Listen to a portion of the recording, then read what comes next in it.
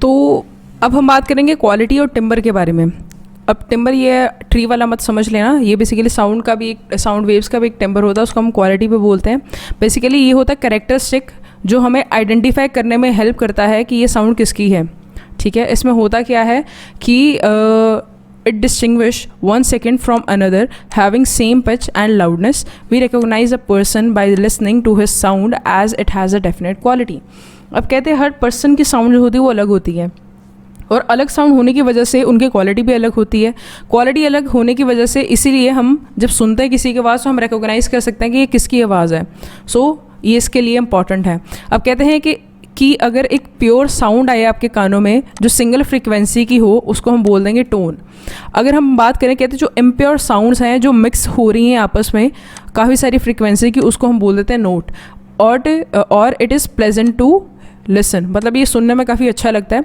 साथ ही साथ कहते हैं जो क्वालिटी होती है नोट की वो किस पे डिपेंड करती है, वेव फॉर्म में। वेव फॉर्म मतलब किस तरह से जो वेव है वो बन रही है। साथ ही साथ जो वेव्स प्रोड्यूस कौन करता है, डिफरेंट इंस्ट्रूमेंट्स, उनकी जो फॉर्म्स होती है प्रोडक्शन ऑफ वेव की वो भी अलग होती हैं। तो कहते हैं जो रेशियो होती है फ्रीक्वेंसी की दो नोट्स की, ठीक है, sounded together is called there musical interval. अगर दो डिफरेंट नोट्स को हमने इकट्ठा साउंड किया, साउंड मतलब एक के बाद एक बोला है, तो उसको हम बोल देते हैं म्यूजिकल इंटरवल। ठीक है, अब ये जो इंटरवल होता है उसको हम क्या बोलते हैं, यूनिसन। कब, जब उसकी फ्रिक्वेंसी होती है 1:1।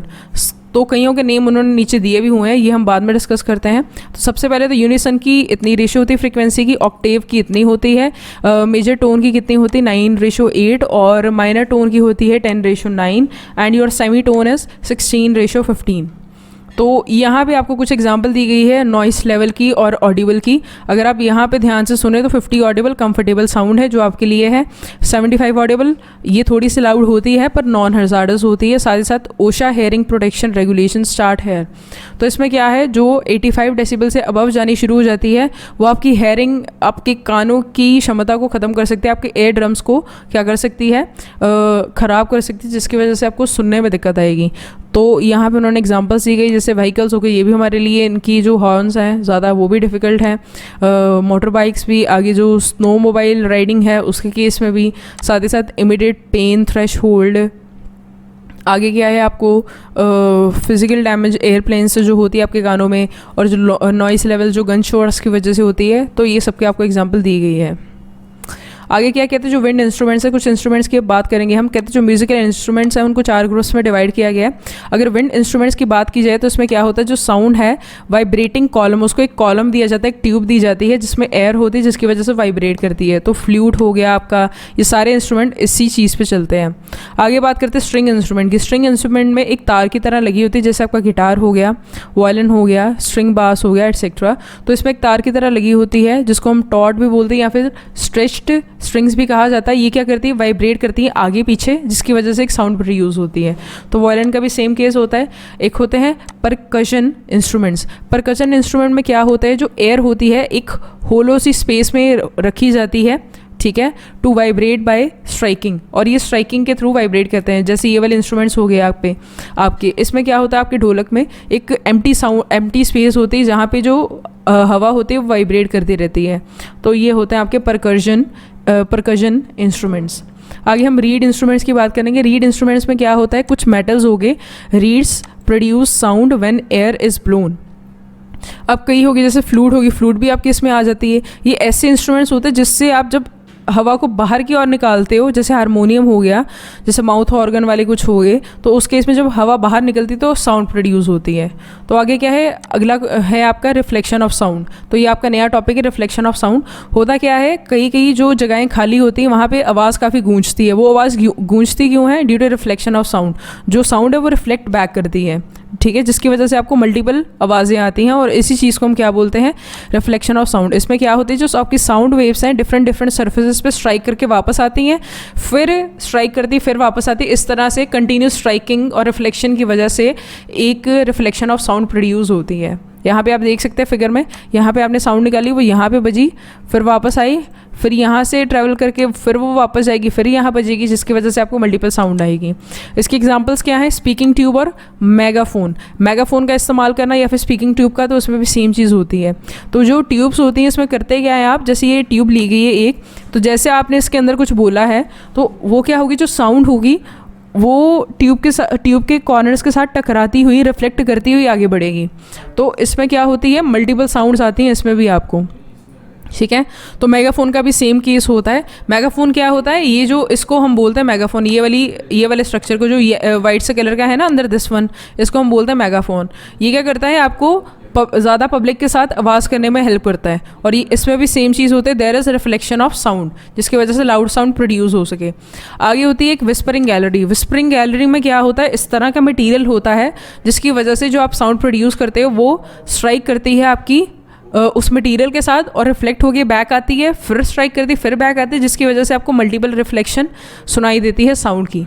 आगे आती है ईयर ट्रम्पेट और हेयरिंग एड। कहते हैं जो आपकी हेयरिंग एड वाली मशीन होती है, ये वाली जो आप देख रहे हैं यहाँ पे, इसमें भी सेम चीज़ का इस्तेमाल होता है। सेम चीज़ का इस्तेमाल कैसे होता है, ये जब मशीन लगाई जाती है तो जब कोई साउंड आती है तो डायरेक्ट जब कान नहीं सुन पाता तो ये इंस्ट्रूमेंट लगाया जाता है। तो होता क्या है, इसकी वजह से जो साउंड वेव्स है वो दे आर कॉन्स्टेंटली रिफ्लेक्टेड, बार बार रिफ्लेक्ट होने की वजह से ये हमारे कान तक पहुंचती हैं और फिर हमें सेंसेशन होती है कि हमें कुछ सुनाई दिया है।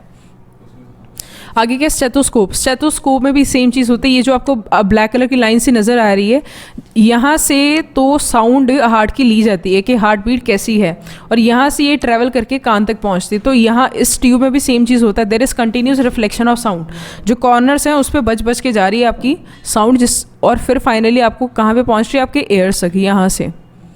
आगे चलते हैं। अब कहते हैं जो साउंड बोर्ड्स हैं लार्ज हॉल्स में, अब जो लार्ज कॉन्सर्ट हॉल्स होते हैं उसमें क्या किया जाता है कि साउंड बोर्ड्स लगा दिए जाते हैं। साउंड बोर्ड्स, या फिर जो कॉन्फ्रेंस के लिए जो इलाके होते हैं, कॉन्फ्रेंस के लिए जो रूम्स ऑडिटोरियम बनाए जाते हैं, वहाँ पर भी साउंड बोर्ड्स लगा दिए जाते हैं। अब साउंड बोर्ड्स का क्या काम होता है, वहाँ पर आवाज़ बजती है, फिर रिफ्लेक्ट बैक होकर वापस आती है, जिसकी वजह से जो लार्ज ऑडियंस है वो आवाज़ लास्ट इंसान तक भी पहुँच जाएगी। तो ये इस चीज़ में हेल्प करता है। आगे बात करते हैं। अब कहते हैं जो speed of sound, time of hearing of echo, और साथ ही साथ डिस्टेंस ऑफ रिफ्लेक्टिंग बॉडी, इन तीनों का रिलेशन के लिए एक फॉर्मूला है। उससे पहले हम बात करेंगे एको होता क्या है। एको भी बेसिकली ये जो मल्टीपल रिफ्लेक्शंस होती हैं आवाज़ की, उसको हम बोलते हैं एको, ठीक है। तो आगे बात करते हैं इनके बीच में रिलेशन क्या है। सबसे पहले तो इनका रिलेशन दिया गया है v is equal to 2d/t। अब जो d है आपका, v तो है आपकी स्पीड ऑफ साउंड, t है आपकी टाइम ऑफ हेयरिंग एको, और d है आपका डिस्टेंस ऑफ रिफ्लेक्टिंग बॉडी, ठीक है। इसको 2d लिया जाता है, तो ये है आपका फॉर्मूला। तो आगे क्या कहते हैं, ये जो सेंसेशन है जो साउंड की, जो दैट लास्ट, मतलब कि जो रहती है हमारे सेकंड में 0.1 सेकंड तक, ठीक है। अगर उसका जो सोर्स है वो रुक भी गया है तो वो है आपकी एको, ठीक है। अब जो कहते हैं जो साउंड की स्पीड होती है, अगर आप साउंड की स्पीड ले लें 344 मीटर पर सेकंड, तो उस केस में अगर आप डिस्टेंस निकालें तो डिस्टेंस आएगा इतना। तो इससे आपको क्या पता चल रहा है, अगर आपको एकोस को सुनना है तो आपको जो मिनिमम डिस्टेंस चाहिए ऑब्स्टेकल का, मतलब कि जो जहाँ से आपकी आवाज़ निकली है और जिस चीज़ पे जाके वो बच के वापस आएगी, रिफ्लेक्ट बैक हो गए, तो आपके बीच में और उस चीज़ के बीच में 17.2 मीटर्स का डिस्टेंस होना चाहिए, तभी आपको एक एको सुनाई देगी। कंडीशंस क्या है, सबसे पहले तो मिनिमम डिस्टेंस 17.2 मीटर का होना चाहिए। बाद में कहते हैं जो वेवलेंथ होती है साउंड की वो कम होनी चाहिए, और जो हाइट है रिफ्लेक्टिंग बॉडी की वो ज़्यादा होनी चाहिए। और कहते हैं जो इंटेंसिटी है साउंड की वो काफ़ी ज़्यादा सफिशेंट होनी चाहिए, सो दैट वो हम उसे सुन सके आफ्टर रिफ्लेक्शन। मतलब ये नहीं कि आप ज़रा सी थोड़ी सी आवाज़ दो, मतलब कि जिसकी आवाज़ काफ़ी कम हो, जिसकी ऑडिबल रेंज काफ़ी कम हो, वैसी आवाज़ नहीं, हमें थोड़ी लाउड आवाज़ देनी पड़ती ताकि आफ्टर रिफ्लेक्शन हम उसे सुन सकें। तो टाइप्स ऑफ एको की बात की गई है। टाइप्स ऑफ एको में आपके पास क्या क्या आ जाता है, एक आ जाती है इंस्टेंटेनियस एको। इंस्टेंटेनियस एकोस क्या होती है, जो शॉर्ट ड्यूरेशन के लिए होती हैं। जैसे आप क्लैप कर रहे हो तो क्लैप की आपको एक एको सुनाई देती है, तो ये क्या होगी आपकी इंस्टेंटेनियस एको। एक होती है आपकी स्लेबाई एको। स्लेबाई एको बेसिकली होता है स्लेबल्स ऑफ स्पोकन वर्ड, जो स्पोकन वर्ड्स की आपको एको सुनाई देती है उसको बोलते हैं हम स्लेबिक एको। आगे क्या आपके पास कहते हैं जो एको है क्लियर कब होती है, जब साउंड क्या कहते हैं जो लास्ट स्लेबाई की साउंड आती है ना आपको, तो उसकी जो स्पीड है when it is reflected back, तो if it is 22 metre away, तो उस केस में आपको ये चीज़ क्लियर आएगी। ध्यान से सुनिए एक बारी फिर से। अब जो आपको एको लास्ट स्लेबल की, स्लेबल मतलब जो आपका वर्ड है, आपको उसकी एको क्लियरली कब सुनाई देगी, कहते हैं जब आपका डिस्टेंस है ऑब्स्टेकल से 22 मीटर का, तो उस केस में जो आपको ये स्लेबल है वो क्लियरली सुनाई दिया जाएगा। आगे क्या है सक्सेसिव एको। तो आगे हम बात करते हैं सक्सेसिव एको की। कहते हैं ये जो एको है वो हमें कब सुनाई देती है, वो कब प्रोड्यूस होती है, जब दो डिस्टेंस क्या है, पैरेलल, मतलब कि इस तरह से वो एक दूसरे के सामने है तो उसको बोलते हैं पैरेलल। जैसे रोज होगी टॉल बिल्डिंग्स की, उसके बीच में हमें ये एको सुनाई देती है। अब जैसे ये टॉल बिल्डिंग्स होगी आपके दो आमने सामने, तो इस केस में आप एको सुन सकते हो। अब ये जो नंबर ऑफ एकोज जो आप सुनते हो ड्यू टू मल्टीपल रिफ्लेक्शन, इस एको को हम क्या कहते हैं, successive echo. And this echo is heard only in vast open fields. ये तभी आपको सुनाई देगी अगर जो फील्ड जिस पे आप खड़े हैं वो काफ़ी बड़ी है। तो अब हम बात करते हैं रेवर्बरेशंस के बारे में। अब रेवर्बरेशंस होती क्या है, बेसिकली रेवर्बरेशंस और एको और रिफ्लेक्शन ऑफ साउंड एक ही जैसी होती हैं, पर इसमें क्या होता है, there is continuous persistence of sound. Persistence of sound का मतलब कंटिन्यूस रिफ्लेक्शन, जो साउंड है जो एक प्रोड्यूस की गई वो काफ़ी लंबे समय तक आपको उसके आवाज़ सुनाई देती है, तो दैट इज़ योर रेवर्बरेशन। ठीक है, जैसे बिग हॉल में या फिर कॉन्सर्ट हॉल में हो गया, आपको क्या होता है जब आप कोई आवाज़ देते हो तो आपको बार बार एक ही आवाज़ सुनाई देती है, मतलब आपकी जो आवाज़ है वो गूंजती है, तो ये क्या होगी, रेवर्बरेशन। अब ये जो रेवर्बरेशन है अगर ज़्यादा होगी, ज़रूरत से ज़्यादा होगी तो वो ख़राब भी है। ठीक है, तो उसके लिए ना हम अच्छे, जिस कहना चाहिए, मटेरियल यूज़ करते हैं वॉल्स के लिए। अच्छे मटेरियल्स यूज़ करने की वजह से क्या होता है, जो कॉन्सर्ट हॉल्स हैं उसमें जो रेवर्बरेशन है वो काफ़ी कम हो जाती हैं। अब कॉन्सर्ट हॉल में एक तरफ से गाना चल रहा है और बार बार रेवर्बरेशन आ रही है तो गाना आपको ध्यान से सुनाई नहीं देगा, तो मतलब कि आपको वो शॉर्ट रेवर्बरेशन चाहिए, तो जो आपको एक पर्टिकुलर मटेरियल यूज़ करने से ही मिलती हैं। इसी तरह से जो काफ़ी बड़े बड़े हॉल्स हो गए, ऑडिटोरियम्स हो गए, तो उनमें रेवर्बरेशंस कम करने के लिए हम क्या कर देते हैं, हम ऐसा मटेरियल यूज़ करते हैं वॉल्स के लिए जहाँ पे जो साउंड एब्जॉर्बिंग हो, जो साउंड एब्जॉर्ब कर ले और वो रिफ्लेक्ट बैक होके वापस ना आए। तो अब हम बात करते हैं कि frequency range of hearing and humans. तो सबसे पहले तो जो एलिफेंट्स है वो इंफ्रारेड साउंड सुनते हैं, इंफ्रा साउंड सुनते हैं।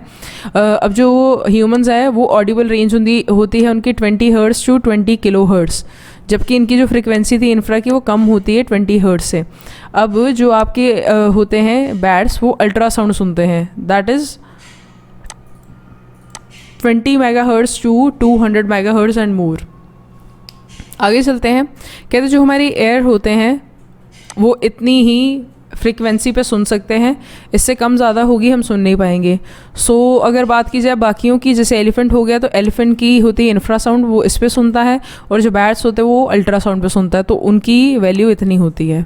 सो ये हमारी ऑडिबल रेंज होती है, इसको अल्ट्रासोनिक वेव्स और अल्ट्रासाउंड भी कहते हैं। तो कुछ जो वेव्स होती है, जो फ्रिक्वेंसीज होती है जिनकी 20 किलो हर्ट्ज़ से ज़्यादा होती है, वो होती है ऑडिबल रेंज, और इसको अल्ट्रासोनिक और अल्ट्रासाउंड भी कहा जाता है। साथ ही साथ ये जो अल्ट्रासोनिक वेव्स होती हैं ना, ये बैट्स हो गए, डॉग्स हो गए, कैट्स हो गए, ठीक है, ये सभी भी प्रोड्यूस करते हैं, और ये जो एनिमल्स हैं ये भी अल्ट्रासोनिक वेव्स ही सुनते हैं।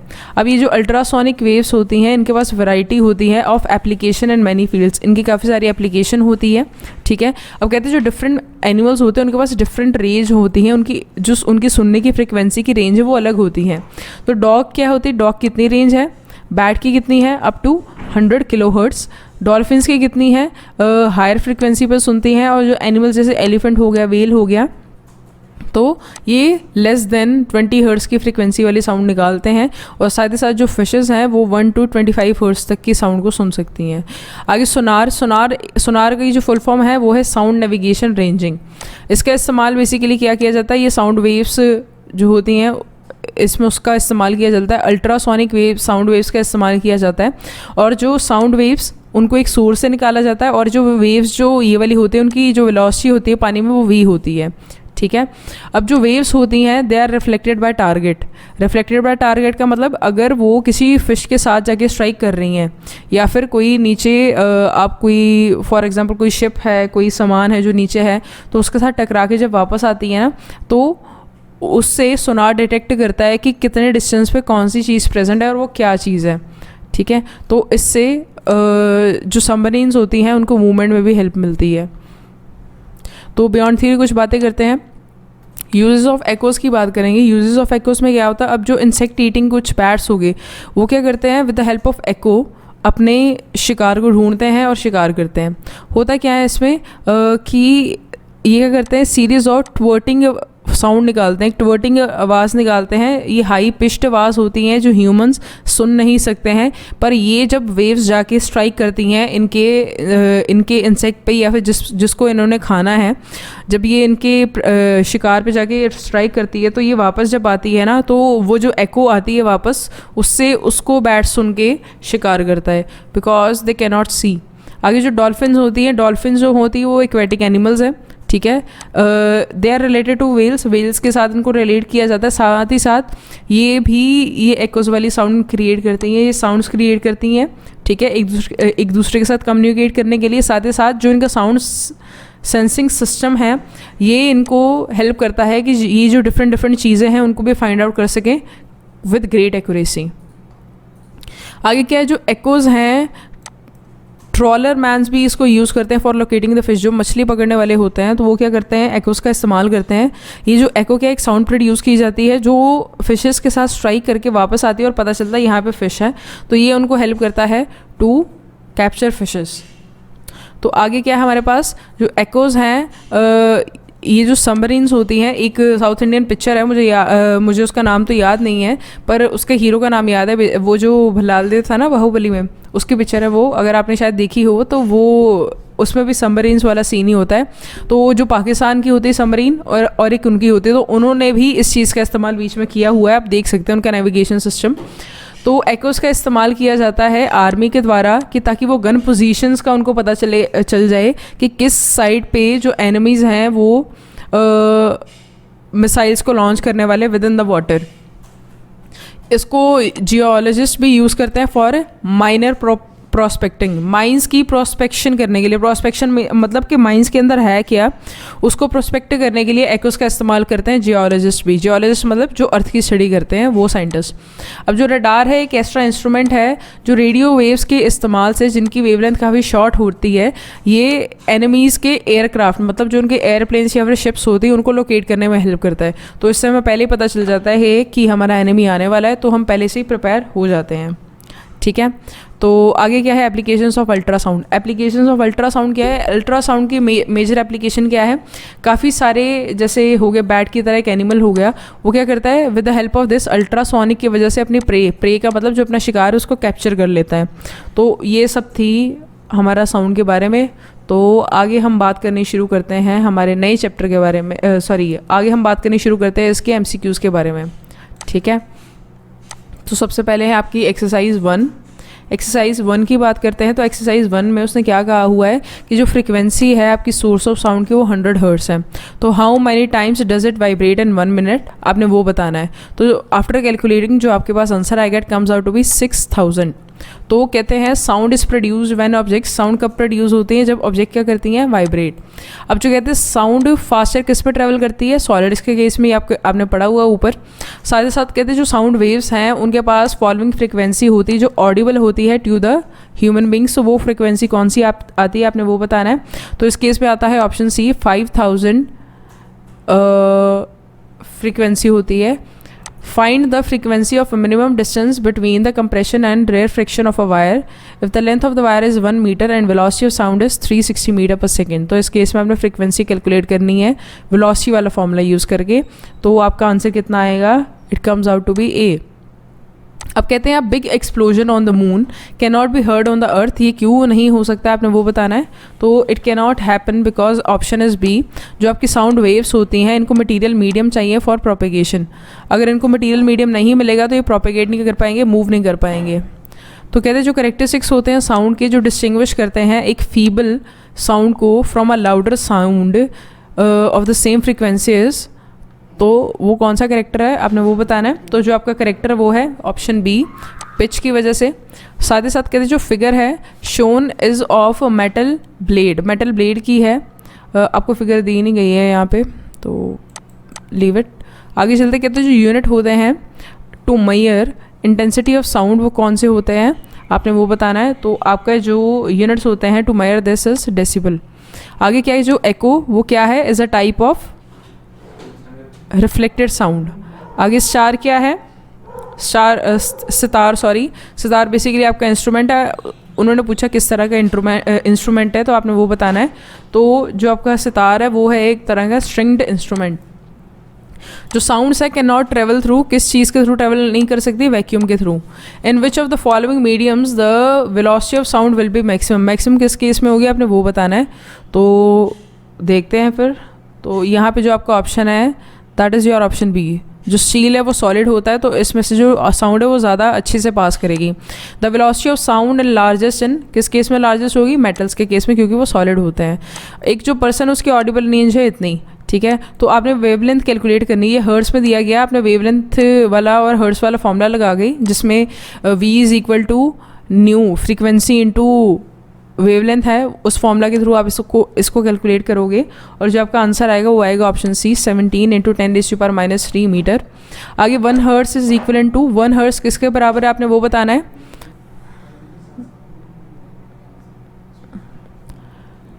1 साइकिल पर सेकेंड।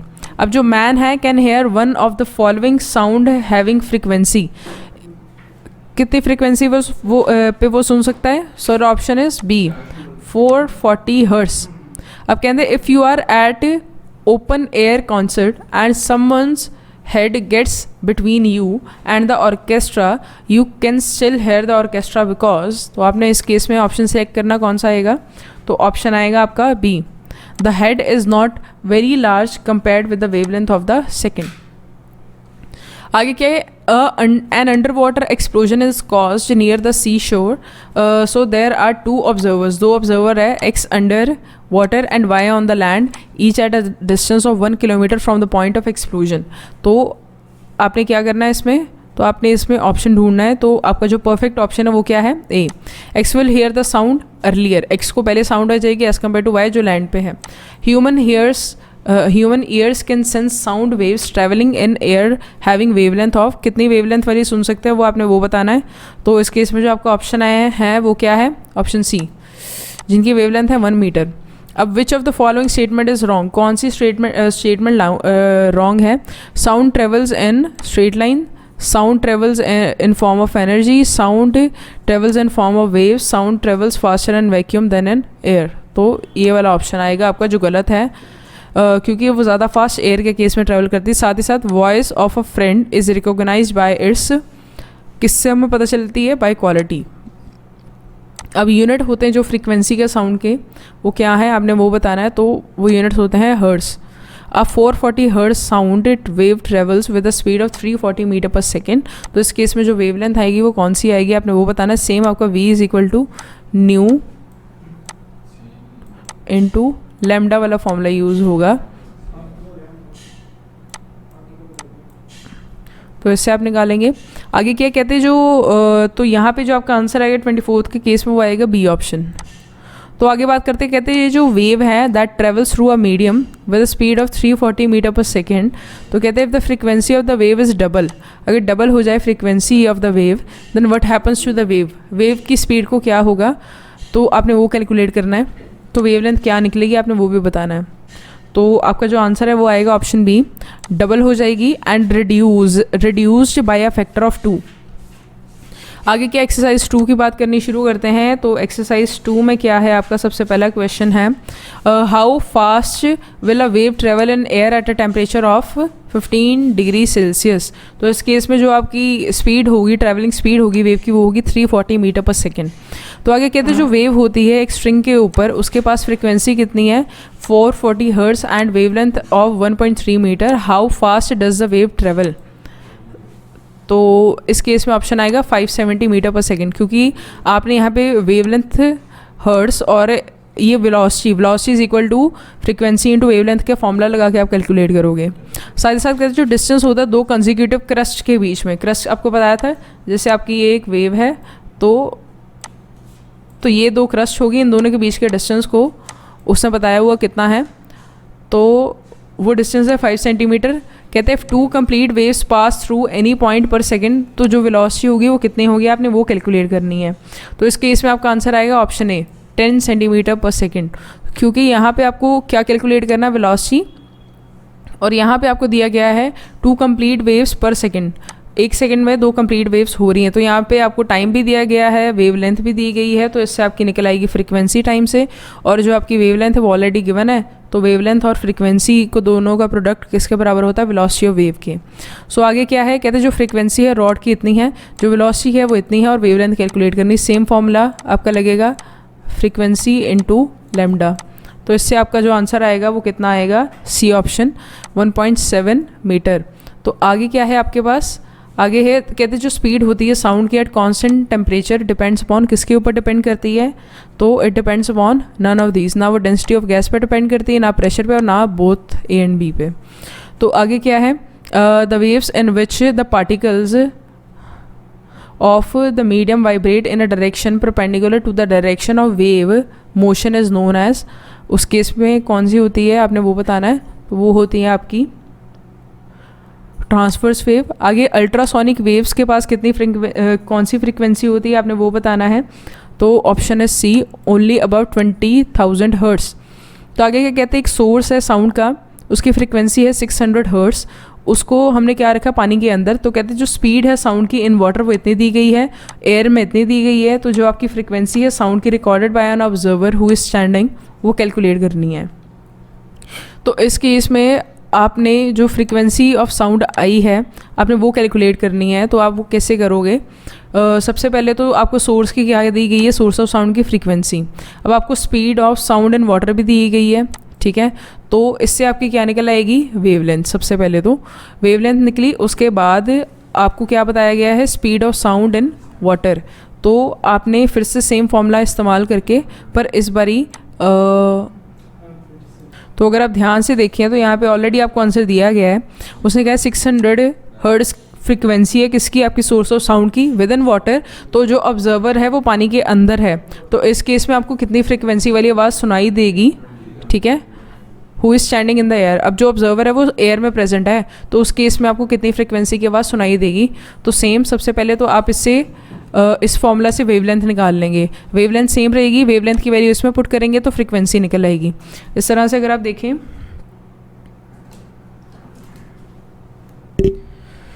तो सबसे पहले तो v is equal to nu into lambda, ठीक है। तो v आपकी दी गई थी 1500 फर्स्ट केस में, अगर देखा जाए तो न्यू जो था आपका वो था 600 हर्ट्स और लेमडा आपने कैलकुलेट करना था।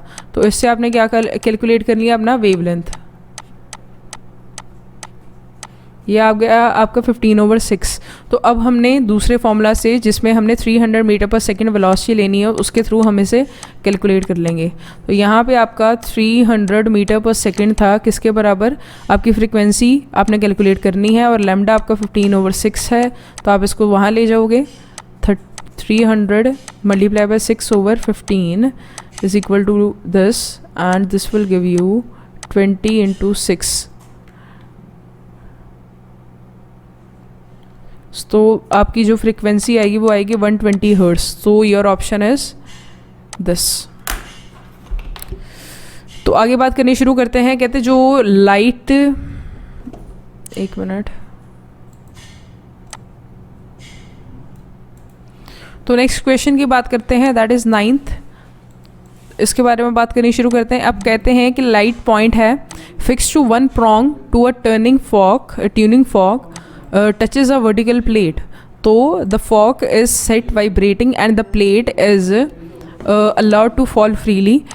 If 8 oscillations are counted when the plate falls through 10 centimeter, the frequency of the tuning fork is। तो आपने ये कैलकुलेट करना है। आप ये कैसे करोगे, तो सबसे पहले तो ट्यूनिंग फॉर्क की जो स्ट्रक्चर होता है वो कुछ इस तरह से होता है।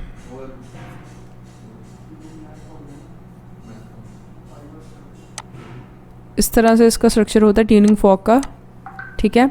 और एक होती है vertical plate. Vertical plate simply plate की तरह नज़र आती है, और जो फॉर्क होती है उसको हमने वाइब्रेशन में रख दिया होता है। वाइब्रेट वो इस तरह से, मतलब कि जिस तरह से सिंपली चीज़ें वाइब्रेट करती है उसी तरह से ये भी कर रही है।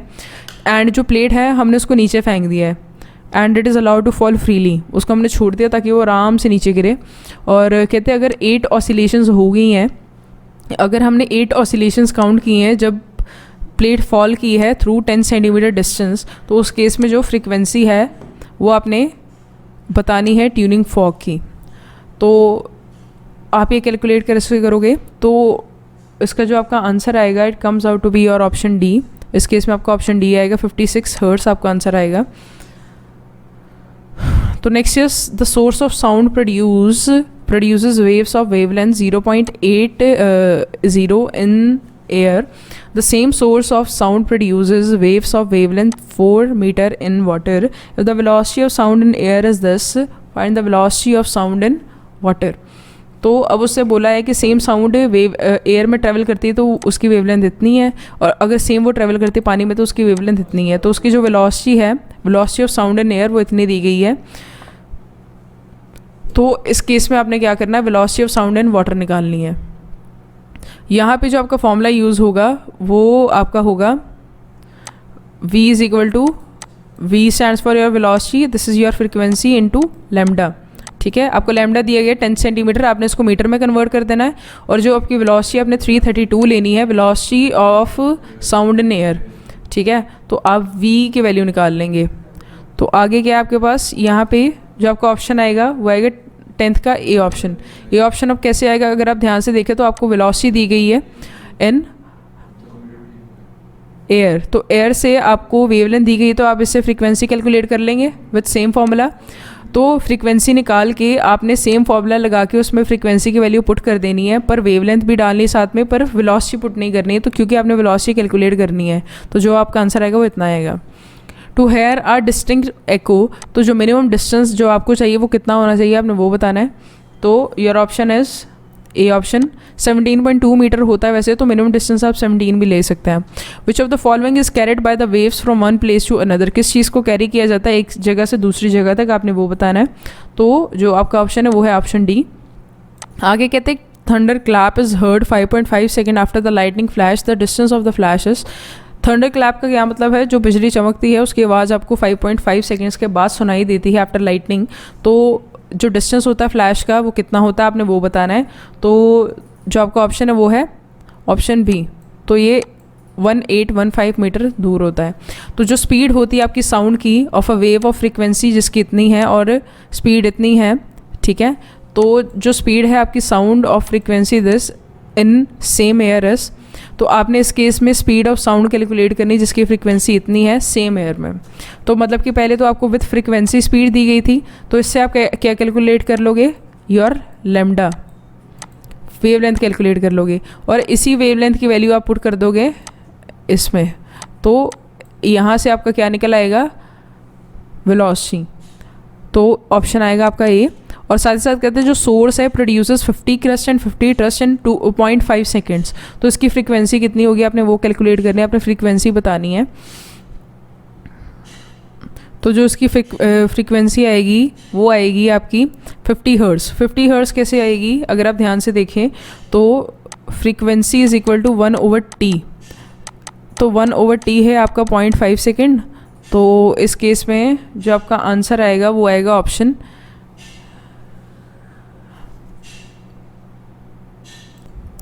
और यहाँ से आपका आंसर आएगा it comes out to be, जब आप इसे सॉल्व करेंगे तो आपका आंसर आएगा 2 हर्ट्ज़। पर ये 2 हर्ट्ज़ आया आपके एक क्रेस्ट या फिर ट्रफ का आंसर, तो आप मल्टीप्लाई बाय 50 कर देंगे तो आपके पास 50 क्रेस्ट और 50 ट्रफ का आंसर आ जाएगा, तो आपका आंसर आएगा 100 हर्ट्ज़। तो आगे बात करते हैं, एक लॉन्ग स्प्रिंग है, विच of the following type of wave can be generated, कौन सी वेव जनरेट हो सकती है आपने वो बताना है। तो इस केस में जो आपकी वेव जनरेट होगी वो आएगा आपका ऑप्शन सी, लॉन्गिट्यूडनल और ट्रांसवर्स वेव दोनों जनरेट हो सकती है। Which one of the following material will reflect sound better, कौन सी चीज़ साउंड को बेटर रिफ्लेक्ट कर सकती है आपने वो बताना है। तो स्टील इन सब में से बेटर साउंड रिफ्लेक्ट कर सकता है। आगे क्या है, कहते जो सोर्स है फ्रीक्वेंसी का 500 हर्ट्ज़ का, वो एक वेव एमिट कर रहा है जिसकी वेवलेंथ है 0.2 मीटर। तो how long does it take the wave to travel 300 metre, तो आपने वो बताना है इस केस में। इस केस में सबसे पहले आपको एक वेवलेंथ दी गई है, एक आपको क्या दिया गया है कि एक आपको फ्रीक्वेंसी दी गई है।